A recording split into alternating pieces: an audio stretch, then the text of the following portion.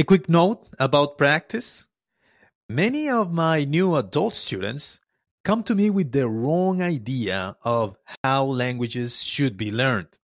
They believe that in order to acquire a second language, you just need to understand and memorize grammar and pronunciation rules and, of course, vocabulary. Maybe this is because as an adult, many things are learned just like that. You receive some information, understand it, and then memorize it. They tell you which button to press and why. You identify its color and shape, and then you just use it. But people who have artistic hobbies, or are into some kind of competitive sport, or play video games understand that knowledge is not enough. In order to master anything, you need to practice, practice, and then practice some more.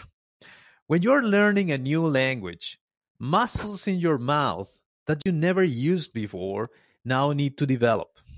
New neural networks need to grow in your brain, and your ears need to get used to perceiving sounds they hadn't even detected before.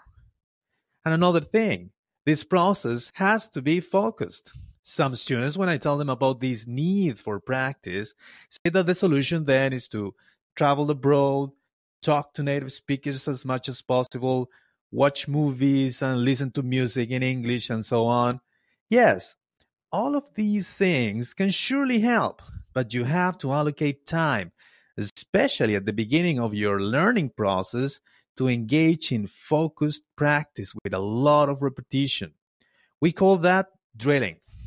You must concentrate on one skill or subject at the time and drill until you can do it right without even thinking. And yes, doing without thinking is the ultimate goal of any practice. And for that, you need to develop something experts call muscle memory. But we'll talk about that in more detail in a future talk. So, always establish a routine of focused practice after every session with your teacher, chapter you read in a book, or tutorial you see on the internet until the skill you're learning feels natural, automatic, and part of you. Good luck!